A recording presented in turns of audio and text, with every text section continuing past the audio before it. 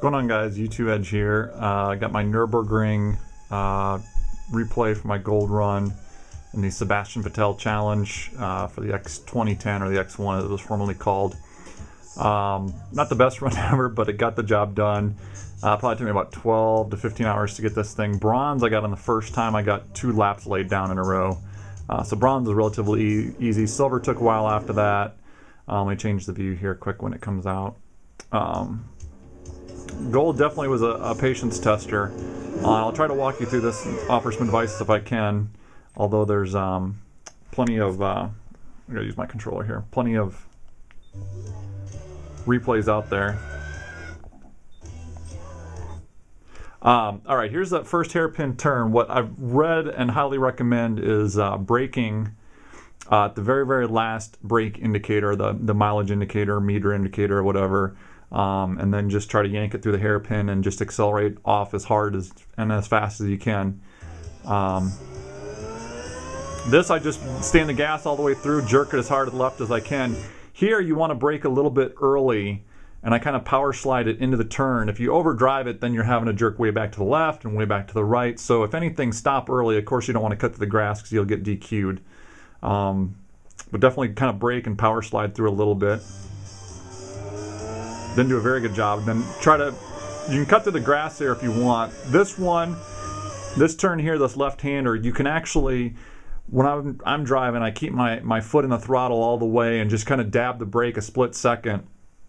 That'll help you take this upcoming left turn. And by the way, in the first sector there, if you're anything much more than like 20.5 seconds, you might as well go ahead and quit. It's not a very good start. If you're sub 20, that's great. I think the best I've ever done is like 19.5 or 19 3/4, 19.7 seconds. So anywhere between like 19.7 to 20.2 is acceptable. 20.2 is actually even getting a little high because it just makes your life harder down the road. But here we go. So once again, this left turn, keep it to the floor. Just dab the brake slightly before you get into the turn. Kind of turn through it. And then this one here, you want to brake. You have to actually get off the accelerator all the way, or at least I did.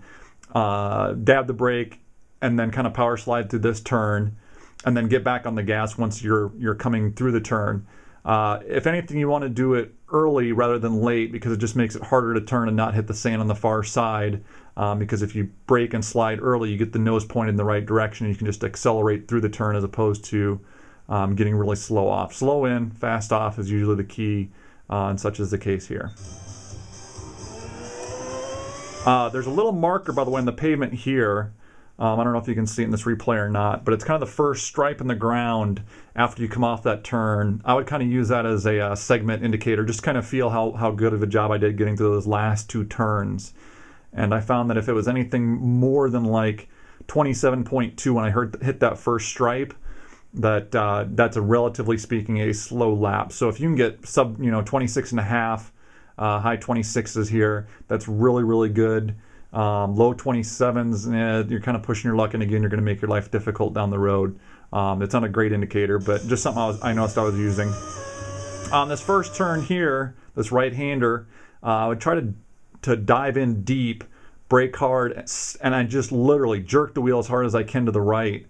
And what that'll do is it'll get your nose pointed back in the right direction, so that way you can actually accelerate off the turn. And when you're braking, again, lock it up hard, pull the wheel to the right, but don't hop on the gas right away. Kind of let the car roll a little bit, and that'll let that nose set, and then once it's set, you can stomp on the throttle, get on it, and just accelerate off this turn here. That completes this next segment. When you cross that stripe, if you're getting 34.5, that's bad. 34 2s, 34 1s, those are good.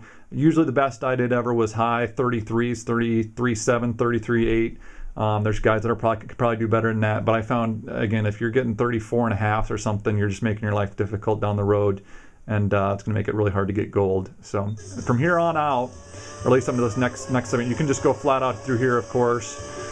This is actually one of the most important turns, I think, on this track. You want to get slowed down early and turn in early, because if you turn in too late or brake too late, you'll hit the curbing on what will be the right side when you turn across, and it'll unsettle your car and make it hard to get set up for the next turn. So if anything, turn in early here rather than late. If you don't, it'll again, mess your driving line up. It'll make it really difficult to get set up for the next turn, which is, other than the last chicane, probably the most important turn, I think, in this track, because it helps you carry a lot of speed down that long straightaway. So here we go. So turn in early. If you hit the curb a little bit, usually you're okay. You don't want to hit it too much or drive up on that cement because you're just wasting time.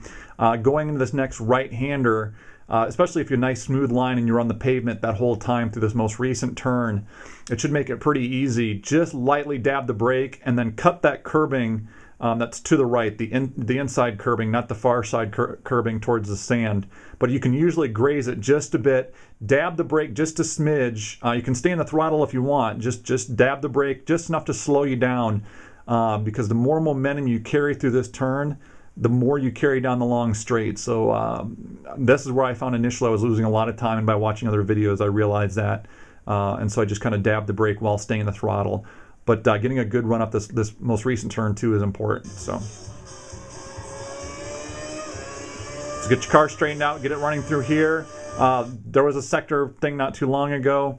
Mid to high 48s are good. Low 49s are decent. Anything above like 49 to 40, 49.5 to 49.8, again, it's going to make your life really, really difficult. So shoot for high 48s, low to mid 49s. And if you can put down a couple, 49.3s, you should be okay, just depending on how you do in this last chicane. Of course, you're staying the gas here all the way. There is the second to last marker. That's what people have recommended. I think somebody even recommended the 51, which is that one right there. Then you stomp on the brake and try to use this inside curbing here to the left a little bit. If you get too much of it, your car will hop and you might actually even soar over the foam barrier there. So just graze a little bit of it like I did here, just kind of on the red curbing itself. Kind of let the car maybe roll through there. And then once you get the nose cleared, you can kind of get back on the gas hard. On this final turn here, get in close to the curbing if you can help it. Of course, you got to be careful not to hit that fence. And for a while, actually, those BMW logos in the background were confusing me. I couldn't tell which was the fence and which was the BMW logos. But get in tight close to the curb. You don't have to hit the brakes too hard here, especially if you're in tight against that curbing. Just dab it enough to get the nose to settle, and then get back in the gas and accelerate off of it. That lap I turned a 104.7, which isn't great, because that means I'll need to turn a 102 and change. A 103 and change to get it here. Again, there's guys that I've seen turn 102 and a halves or 103s consistently, whether it's their out lap or their second lap. But as it turned out, this was enough for me. But that's kind of what you're targeting. High 103s, low 104s if possible. Again, I got away with a 104.733 on my out lap and still got it. But that's kind of what you're shooting for, again, to make your life easy on the second lap. So now when you're coming out on this first turn this time, of course, you're carrying higher speed. So instead of using that second marker, you want to use the first one that you come upon as your brake, kind of your visual clue or cue to get on the brakes here. Don't go too wide, but if you can get a little wide, that'll help you kind of accelerate when you're going through and off the turn. And again, here in this turn, just stay on the gas. You can drive all the way through it out onto the extra pavement, brake early, and slide through this turn. Drive through this if you need to. Try not to hop it too much, otherwise it'll unsettle your car and or slow you down. And again, just dab the brake here while you're still on the gas. Power slide through that one, get back to the gas early. Again, brake on that one earlier than you think. That way you can drive through it. Here, drive deep, brake late, jerk the wheel, let it settle, then get back on the gas hard. Full throttle all the way through these. Try staying off the curbing if you can. Every time you're on pavement, it helps you. Again, brake early here, catch the corner if you can. Just dab the brake here. I did actually a really good job staying on the pavement on that one, not hitting the curbing, which again only slows you down. Second to last indicator is your brake indicator. Curbing there, full acceleration off. Actually, that wasn't a great chicane, but again, it was just enough. Quick on the brakes, drive off. And there we go. That was a 103 and change. So anyway, hopefully that helps you guys with Nurburgring. Again, I know it's not easy. It's probably, again, the second most difficult in my opinion. But hopefully this will help you guys out a little bit. Thanks for watching.